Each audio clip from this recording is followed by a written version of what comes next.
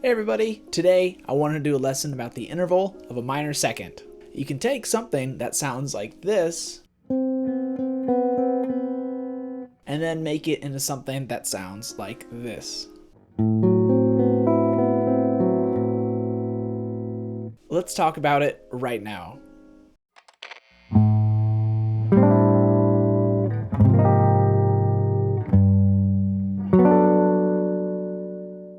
So the first thing we should cover is the minor second interval itself. This is just a note that's a half step away from another note, or in guitar terms, one fret. Now the first thing that you want to do is find a way to play all the minor second intervals on all the different string sets. Here are a couple options using the notes B and C.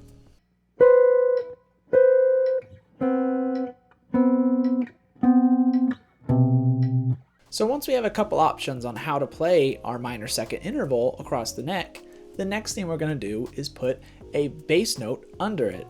So similar to what I was talking about in my previous video about chordal voicings, which you can check out right here, we have to look and see if one of those notes in our minor second interval is the third or the seventh of our bass note.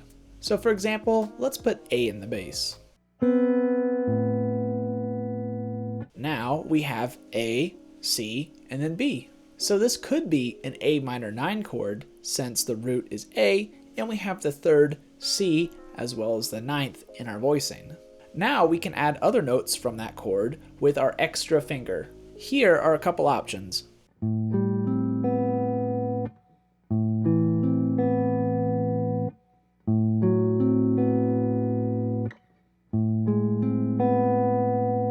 Now let's try another bass note. How about D? So in this example, we have D, C, and then B. Now instead of the third in our voicing, we have the seventh in our voicing. This gives us some more options to play with since we don't have a defined third in our voicing. We could make this into a minor chord by adding the flat third, or we could make this into a dominant chord by adding the natural third.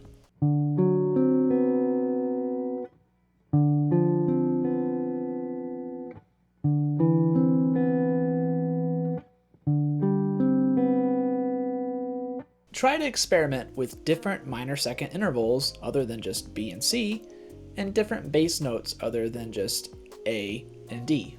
There's a ton of options and a ton of voicings that can be found using this method. The next way that we can use minor second intervals is to add a note on top of our minor second.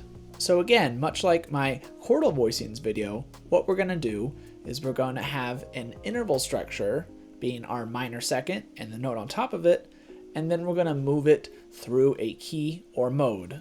So what I like to do is I like to add a third on top of that minor second.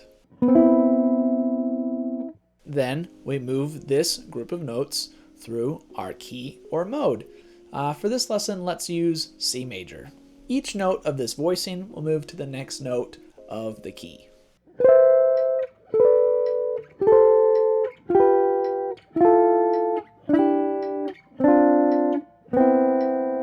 Now that we have these different shapes, what we can do is move through them to comp over all the chords in the key of C. You'll have to find which shapes line up with which chord. Some of them will work better than others. To demonstrate this, here are two examples using this interval structure with our normal chord voicings over a 2-5-1 chord progression.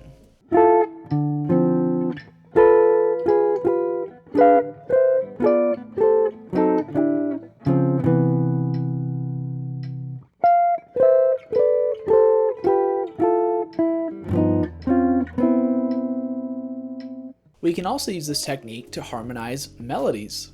Find what key the melody's in, then go through our process, and then finally use our normal voicings and mix them in with these interval cluster voicings.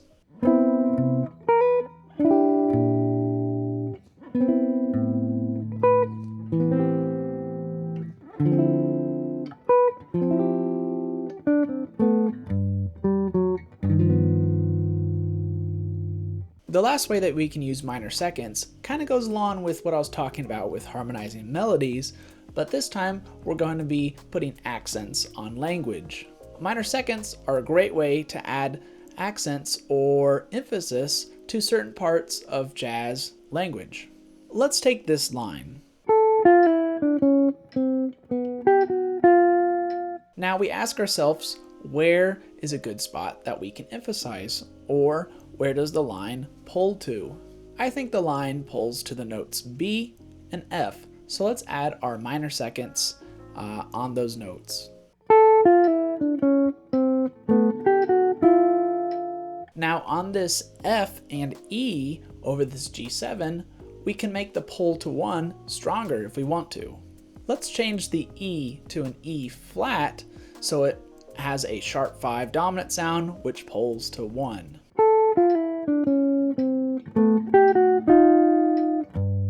You can do this with any minor second shape. If you see a way to move it that it becomes more colorful and adds more interest to the chord, then do it. It doesn't always have to be strictly just a minor second all the time. That's just a way that we can use to build from. Here's another example of some language with a minor second accent. Again, you always have to think about where the line is pulling to, and then use our minor seconds to give it some more emphasis on those spots.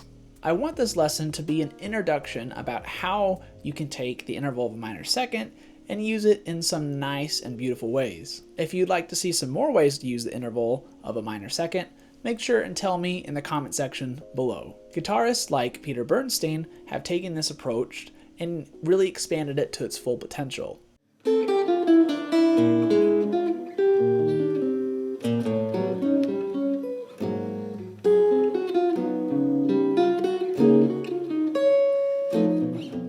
And the true master of minor seconds is definitely Monk.